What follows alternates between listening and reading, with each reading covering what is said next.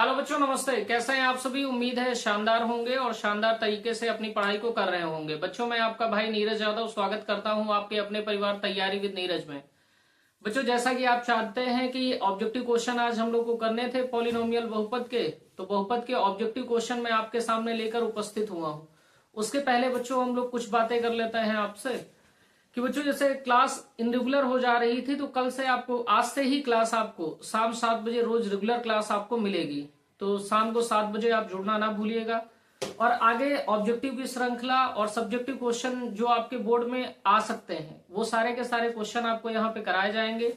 आज हम लोग ऑब्जेक्टिव क्वेश्चन करने जा रहे हैं बहुपद, जो आपका दूसरा चैप्टर है कक्षा 10 की गणित का, वो हम लोग करने चल रहे हैं। तो आइए क्वेश्चन को देखते हैं। क्वेश्चन को देखने से पहले कुछ बातें मैं पहले ही आपको बहुपद में बता दे रहा हूं कि ऐसा बहुपद जिसकी घात 1 होती है, ऐसा बहुपद जिसकी घात 1 होती है उस बहुपद को हम लोग रैखिक बहुपद कहते हैं।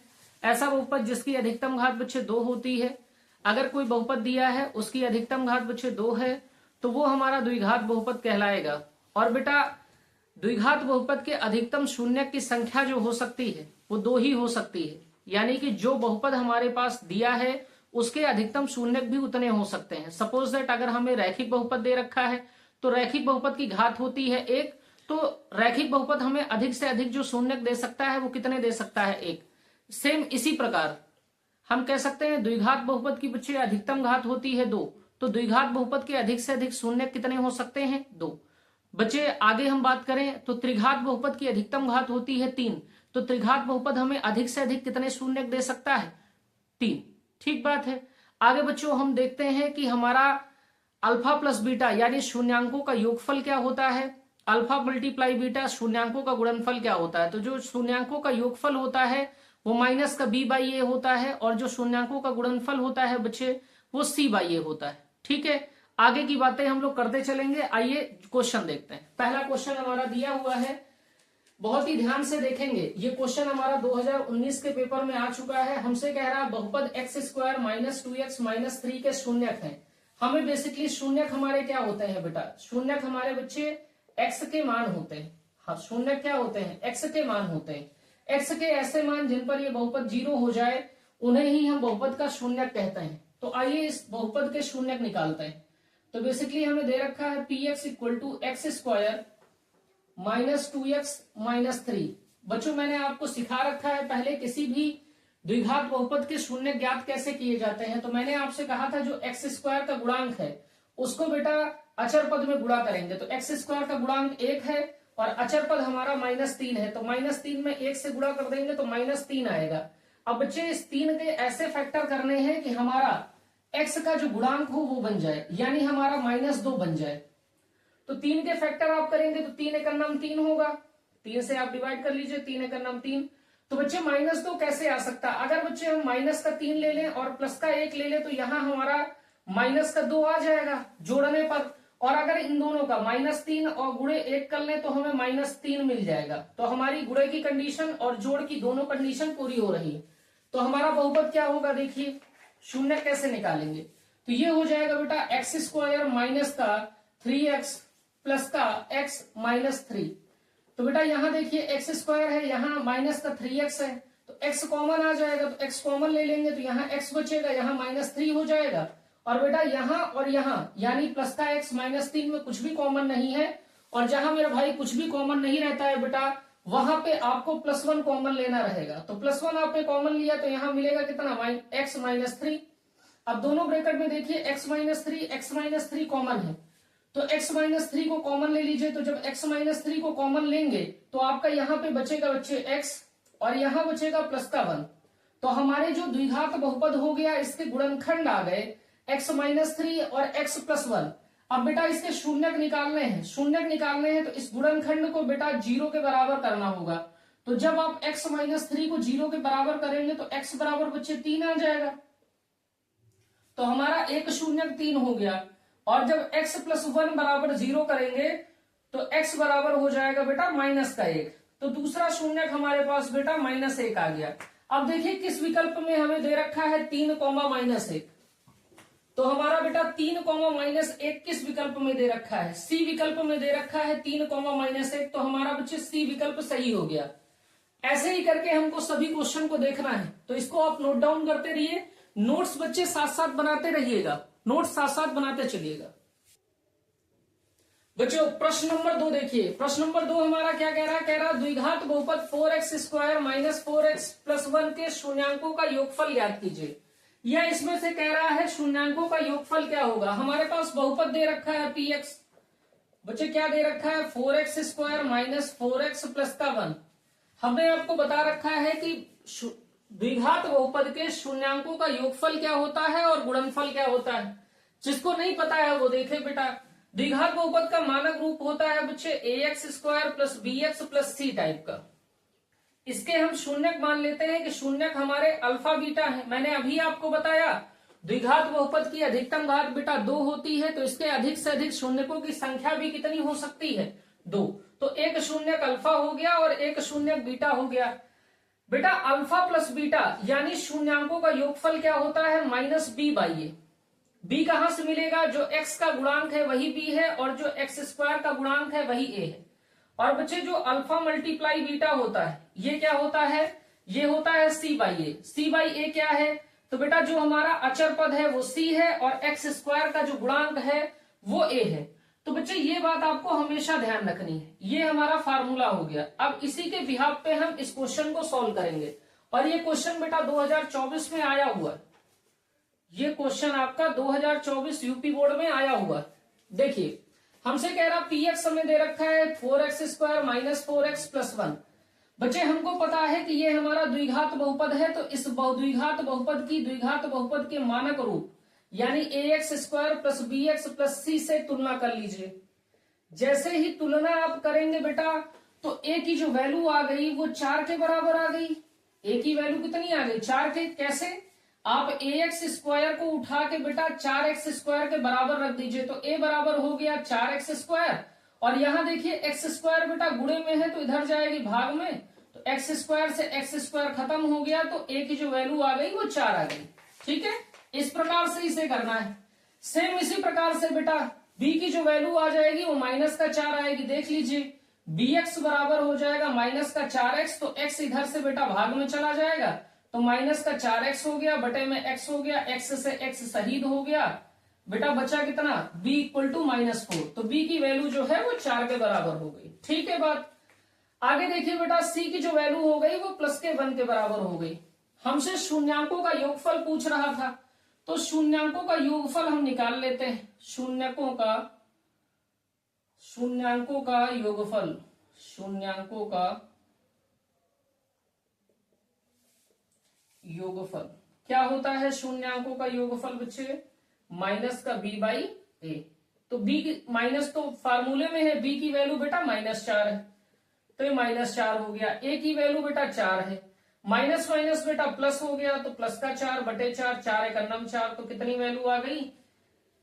आप कहेंगे एक वैल्यू आ गई। किसकी वैल्यू आ गई? शून्यांकों के योगफल की। तो विकल्प हमारा बच्चे कौन सा सही हो गया? पहला विकल्प सही हो गया। तो आपको फार्मूला ध्यान रखना है और क्वेश्चन आपको सेम मिलना है। डिजिट आपके अलग हो सकते हैं बच्चे, बाकी फार्मूला सेम लगेगा, क्वेश्चन सेम पैटर्न पे ही पूछा जाएगा। देखिए बेटा प्रश्न नंबर 3 देखिए, कह रहा है बहुपद x² प्लस 7x प्लस 10 के शून्यक हैं। बच्चे ये क्वेश्चन जो पूछा गया है ये 2020 के पेपर में पूछा गया है। हमसे इस बहुपद के शून्यक पूछ रहा है। शून्यक क्या होते हैं मैंने पहले क्वेश्चन में आपको एक्सप्लेन कर रखा है। हमारे पास बहुपद दे रखा है px = हमको दे रखा है बेटा x² प्लस 7x प्लस का 10, यानी कि इस द्विघात बहुपद को गुणनखंडित करना है, इसके गुणनखंड कर लेने हैं और गुणनखंड को 0 के बराबर पुट कर देंगे तो हमको x के मान मिल जाएंगे। और वो x के मान क्या कहलाते हैं मेरे भाई? शून्यक कहलाते हैं। गुणनखंड आपको करने हैं। गुणनखंड करने का मैंने क्या नियम बताया कि x² का जो कोफिशिएंट है उसको लिखिए। x² का गुणांक 1 है बच्चे, वो लिख दिया। अचर पद को लिखिए। अचर पद कितना है बेटा? 10 है। दोनों का गुणा कर लीजिए। गुणा करने पे कितना आया? 10। अब इस 10 के ऐसे गुणनखंड करने हैं कि जोड़ने पर हमको बेटा प्लस का 7 मिले। फिर से मेरी बात सुनिएगा, इस 10 के ऐसे गुणनखंड करने हैं कि जोड़ने पे प्लस का 7 मिले। करिए गुणनखंड। गुणा करने पे 10 मिल जाए और जोड़ने पे प्लस का 7 मिल जाए। 10 के गुणनखंड करिए, 2 से डिवाइड होगा, 2 से काटिए, 2 पंचे 10 हो गया, 5 से काटिए, 5 एकम 5 हो गया। तो बेटा 10 के फैक्टर आ गए क्या, 2 गुणे में 5। अगर बेटा एक गुणनखंड 5 ले लिया जाए और दूसरा 2 ले लिया जाए, दोनों को जोड़ दिया जाए तो हमारा 7 बन रहा है, 7 ही हमको बनाना था। और बेटा 5 गुणे 2 कर दिया जाए तो 10 मिलेगा। तो हमारी दोनों कंडीशन को सेटिस्फाई कर रहा है। इसका मतलब क्या है बेटा कि हमारे जो गुणनखंड है ना वो 5 और 2 ही है। तो रख दीजिए बेटा एक्स स्क्वायर प्लस का 5x हो गया, प्लस का 2x हो गया और प्लस का 10 हो गया। पहले 2 में कॉमन ले लीजिए, दूसरे 2 में कॉमन ले लीजिए। पहले 2 में कॉमन लेंगे बेटा तो यहाँ एक्स स्क्वायर है, यहाँ x है, x कॉमन आ जाएगा तो बचेगा क्या, आप कहेंगे x प्लस 5 बचेगा। यहाँ देखिए बेटा 2x है, प्लस का 10 है, और यहाँ पे देखिए 2 है और 10 भी बेटा 2 का मल्टीपल है, तो प्लस का 2 हमारा कॉमन आ जाएगा तो बचेगा x प्लस 5। अब बेटा यहाँ x प्लस 5 है, यहाँ भी x प्लस 5 है। और हमेशा ध्यान रखिएगा, चाहे बेटा द्विघात बहुपद की गुणनखंड करें चाहे त्रिघात बहुपद की गुणनखंड करें, अंदर वाले ब्रैकेट में जो क्वांटिटी बन रही होगी, जो मान बन रहा होगा ना, वो दोनों सेम ही होगा। तो ये x प्लस 5 आप कॉमन ले लीजिए, तो यहाँ क्या बचेगा बेटा, यहाँ तो x बचेगा और यहाँ कितना बचेगा, तो 2 बचेगा। अब बेटा आपने x square plus 7x plus 10 के गुणनखंड कर लिए हैं, तो इसके गुणनखंड 2 आ गए हैं, x प्लस 5 और x प्लस 2। तो जैसे ही आप x प्लस 5 बराबर 0 कर देंगे तो बेटा x बराबर यहाँ कितना हो जाएगा, माइनस का 5, और बच्चे x प्लस 2 बराबर अगर आप 0 कर देंगे, ये तो रफ का काम है बेसिकली, इसको हटा दीजिए आप। जैसे ही आप करेंगे x प्लस 2 बराबर 0 बेटा, तो x का जो मान आएगा वो -2 हो जाएगा। तो हमारे जो शून्यक हैं, हमारे जो शून्यक हो गए वो कितने हो गए, तो आप कहेंगे बेटा माइनस का 5 है और माइनस का 2 है। तो देख लीजिए किस विकल्प पे बेटा माइनस का 5 माइनस का 2 मिल रहे हैं। तो पहला ही विकल्प है बेटा माइनस का 2 और माइनस का 5 मिल रहा है। तो ऑप्शन आपका कौन सा सही हो गया, पहला सही हो गया। नोट करिए, फिर अगला क्वेश्चन देखते हैं। बच्चों क्वेश्चन नंबर 4 देखिए। क्वेश्चन नंबर 4 आपसे क्या कह रहा है, एक द्विघात बहुपद के अधिक से अधिक शून्यकों की संख्या होगी। तो बच्चे किसी भी द्विघात बहुपद के अधिक से अधिक शून्यकों की संख्या जो होगी वो 2 होगी। ठीक है, मैं कॉन्सेप्ट इसका समझा दे रहा हूं। मैंने आपसे अभी कहा द्विघात बहुपद है बेटा, द्विघात बहुपद,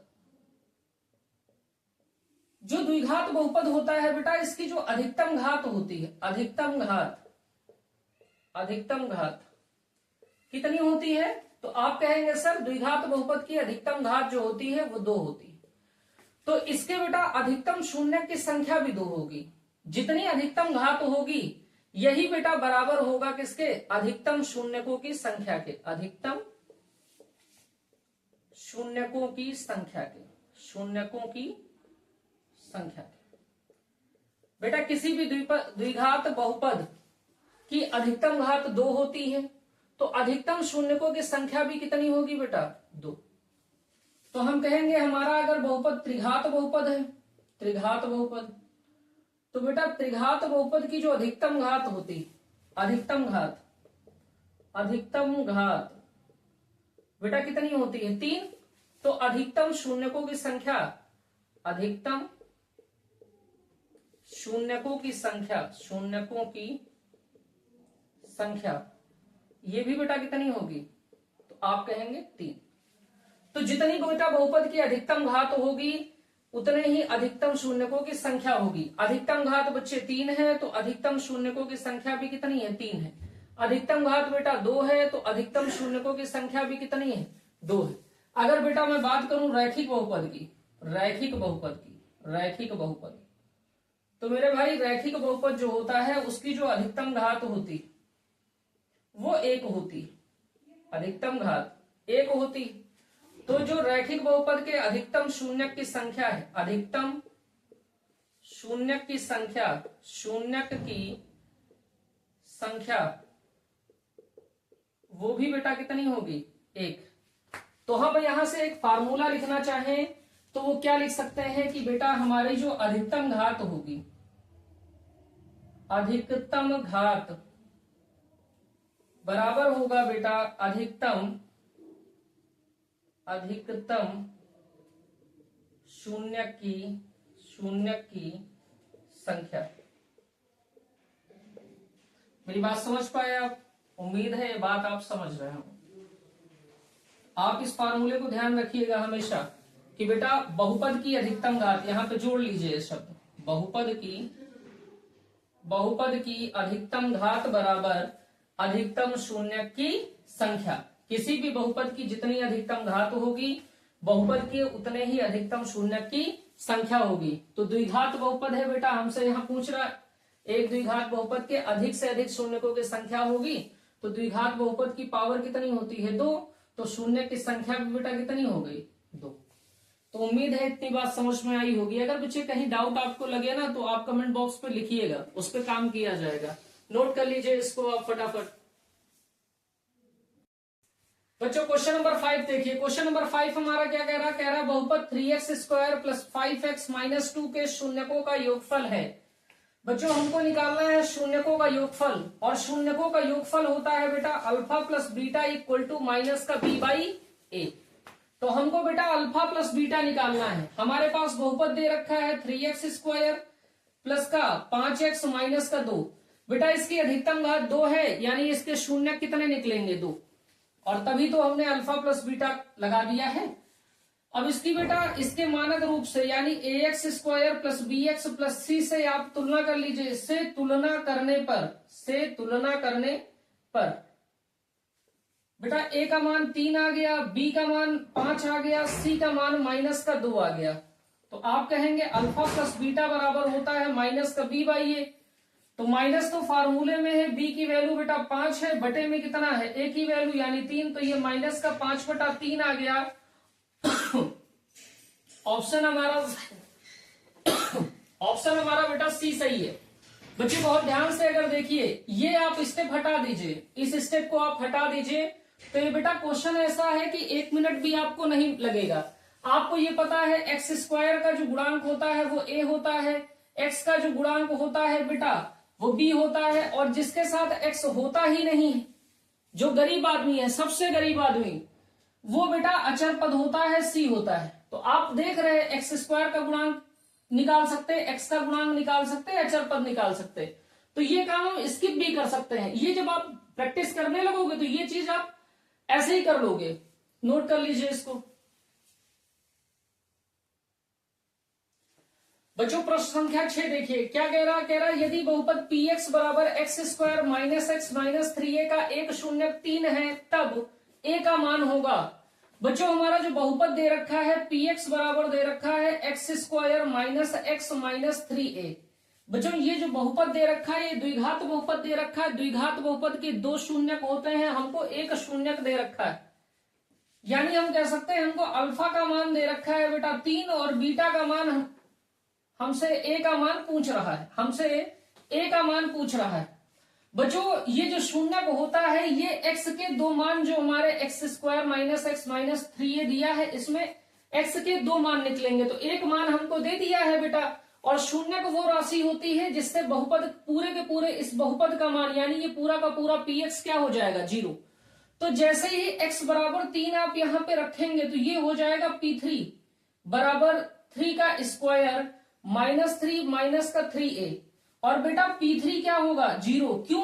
क्योंकि बेटा ये x बराबर 3 इस बहुपद का शून्यक है, और शून्यक वह राशि होती है जिस पर बहुपद का पूरे के पूरे बहुपद का मान शून्य हो जाता है। तो p3 हो गया 0 बेटा, यहां से 9 आ गया, माइनस का 3 आ गया, माइनस का 3a आ गया। तो यहां बेटा 0 बराबर हो गया, 9 में से 3 घटा देंगे तो 6 आएगा, माइनस का 3a। तो माइनस के 3a का पक्षांतर आप कर दीजिए, तो 3a बराबर हो गया 6 के, तो a बराबर हो गया बेटा 6 बटे में 3। तो 3 एक नम 3, 3 दूनी 6, तो a का जो मान आ गया बच्चे वो 2 हो गया। ऑप्शन हमारा जो करेक्ट है वो a ऑप्शन करेक्ट है। और ये क्वेश्चन भी बेटा 2020 में आपसे पूछा गया है। तो सारे के सारे क्वेश्चन सिलेक्टेड हैं, आप उनको पढ़िए अच्छे से, नोट कर लीजिए। बच्चों क्वेश्चन नंबर 7 देखिए क्या कह रहा द्विघात बहुपद x² प्लस 18x प्लस 81 के दोनों शून्यक होंगे। और ये क्वेश्चन हमसे पूछा गया है बेटा 2023 के अंदर, 2023 के अंदर ये क्वेश्चन पूछा गया है। कह रहा दोनों शून्यक बेटा निगेटिव होंगे, पॉजिटिव होंगे, दोनों सेम होंगे, यानी निगेटिव नेगेटिव या पॉजिटिव पॉजिटिव, और तीसरा विकल्प कह रहा है ऋणात्मक भी होंगे और धनात्मक भी होंगे। ठीक बात है, आइए देख लेते हैं भाई। तो शून्य का आप निकालिए, बेसिकली शून्य का आप निकालेंगे तो शून्य के जो साइन होंगे वही आपको बताने हैं, शून्य के जो चिन्ह होंगे वही शून्य के चिन्ह बताने हैं। हमको दे रखा है एक्स स्क्वायर प्लस का 18x प्लस का 81, x square plus 18x plus 81, ये बेसिकली हमारा बहुपद दे रखा है। बेटा इस बहुपद के आप कर लीजिए फैक्टर। फैक्टर करने का मैंने नियम बताया है कि जो एक्स स्क्वायर का गुणांक है उसको आप लिखिए। तो यहाँ एक्स स्क्वायर का गुणांक 1 है, 1 लिख लिया। इसको गुणा करना है बेटा अचर पद से, अचर पद 81 है, तो 81 का 1 में गुणा करेंगे तो 81 ही आएगा। अब बेटा इस 81 के ऐसे फैक्टर करने हैं कि जोड़ने पर 18 मिल जाए और गुणा करने पे 81 मिल जाए, तो गुणा कर फैक्टर बना लीजिए। तो बेटा इसको 3 से काट लीजिए, तो 3 से काटेंगे तो ये बेटा 27 बार आपका कट जाएगा, फिर 3 से काटेंगे तो 9 बार कट जाएगा, फिर 3 से काटेंगे तो आपका 3 बार कटेगा, और फिर 3 से काटेंगे तो 1 बार कटेगा। फैक्टर बना लीजिए, 3 तिहाई 9 हो गया और 3 तिहाई 9 हो गया, 9 प्लस 9 कर देंगे बेटा तो 18 आ जाएगा, यानी जोड़ने पे 18 तो आ रहा, 9 और 9 को गुणा कर लीजिए बेटा तो 81 आ रहा। दोनों कंडीशन पूरी हो रही हैं, इसका मतलब हमारे जो फैक्टर होंगे वो 9x प्लस 9x होंगे। तो हमारा हो जाएगा बेटा एक्स स्क्वायर प्लस का 9x प्लस का 9x और प्लस का 81। यहां बेटा देखेंगे तो इस पूरे में से x कॉमन आ जाएगा, तो x कॉमन ले लीजिए तो बचा x प्लस 9, और यहां देखिए 9x प्लस 81 में बेटा प्लस का 9 कॉमन आ रहा है, तो प्लस का 9 कॉमन ले लेंगे तो यहां बचेगा x प्लस 9। अब दोनों ब्रैकेट से आप कॉमन ले लेंगे तो x प्लस 9 दोनों ब्रैकेट से कॉमन आ गया, और यहां भी x बचा और यहां प्लस का 9 बचा।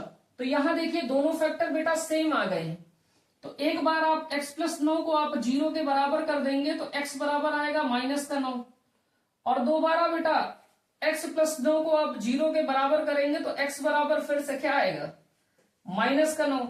तो बेटा दोनों के जो चिन्ह हैं वो कैसे हैं, ऋणात्मक हैं। तो आप कहेंगे भैया चिन्ह जो आए हैं आपके दोनों समान आए हैं, दोनों समान चिन्ह आए हैं। अगर पॉजिटिव पॉजिटिव होते तब भी हम दोनों समान कहते, और दोनों हमारे यहाँ निगेटिव निगेटिव आए हैं तो भी हम कहेंगे दोनों समान। तो ऑप्शन हमारा बच्चे सी करेक्ट हो गया है, नोट डाउन कर लीजिए। आइए बच्चों क्वेश्चन नंबर 8 को देखते हैं। क्वेश्चन नंबर 8 हमारा कह रहा है बहुपद 6x स्क्वायर प्लस का 3 माइनस का 7x के शून्यकों का योगफल तथा गुणनफल का अनुपात है। हमको क्या निकालना है बेटा, हमको निकालना है सबसे पहले शून्यकों का योग, शून्यकों का योगफल, शून्यकों का योगफल। फिर बच्चे क्या करना है, हमको फिर निकालना है शून्यकों का गुणनफल, शून्यकों का गुणनफल। और उसके बाद बेटा जब दोनों निकल आएंगे तो हमसे कह रहा अनुपात बताना है, अनुपात के लिए हम दोनों को डिवाइड कर देंगे। ठीक बात है। बहुपद हमें दे रखा है कितना बेटा 6x स्क्वायर प्लस का 3 माइनस का 7x। अगर बहुत ध्यान से देखिए बेटा तो ये जो द्विघात बहुपद दिया है ये मानक रूप में नहीं दिया है, घातों के घटते क्रम या घातों के बढ़ते हुए क्रम में नहीं दिया है। तो इसको पहले सिस्टमेटिक लिखिए घातों के घटते हुए क्रम में। तो ये 6x स्क्वायर हो गया माइनस का 7x हो गया और प्लस का बेटा 3 हो गया। अब इसकी तुलना बेटा द्विघात बहुपद के मानक रूप यानी ax square plus bx plus c से आप तुलना कर दीजिए। से तुलना करने पर, तुलना करने पर तो जब आप तुलना कर देंगे तो अल्फा प्लस बीटा यानी शून्यकों का जो योगफल आ जाएगा, क्या बेटा शून्यकों का योगफल, शून्यकों का जो योगफल होगा वो बेटा बराबर होगा किसके, माइनस का b बाई ए के। तो b की वैल्यू बेटा कितनी दे रखी है -7। यहां तुलना कर लीजिए तो a का मान आप लिख लीजिए 6 है, b का मान बेटा माइनस का 7 है और c का मान बेटा 3 है। अब शून्यकों का योगफल आपका होता है माइनस का b बाई ए, तो b की वैल्यू माइनस का 7 है और a की वैल्यू बेटा 6 है। माइनस माइनस प्लस हो गया तो ये बेटा 7/6 हो गया। ये अल्फा प्लस बीटा की वैल्यू आ गई यानी शून्यकों का योगफल आ गया। शून्यकों का बेटा गुणनफल निकाल लीजिए। तो आप कहेंगे भैया शून्यकों का गुणनफल, शून्यकों का जो गुणनफल होता है वो होता है बेटा c बाई ए। c की जो वैल्यू है 3 दे रखी है और जो बेटा a की वैल्यू दे रखी है वो 6 दे रखी है। तो शून्यकों का जो गुणनफल आ गया है वो 3/6 आ गया है। तो आप बेटा अनुपात निकालना था, तो शून्यकों का योगफल आया है बेटा 7/6, तो ये हो गया मेरे भाई 7/6, और होल बटे में शून्यकों का गुणनफल और शून्यकों का गुणनफल आया है 3/6, तो ये हो गया 3/6।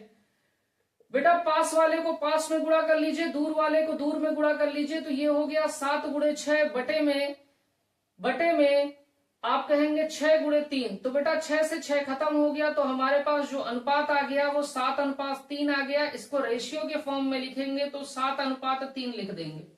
तो विकल्प जो है हमारा पहला विकल्प सही हो गया।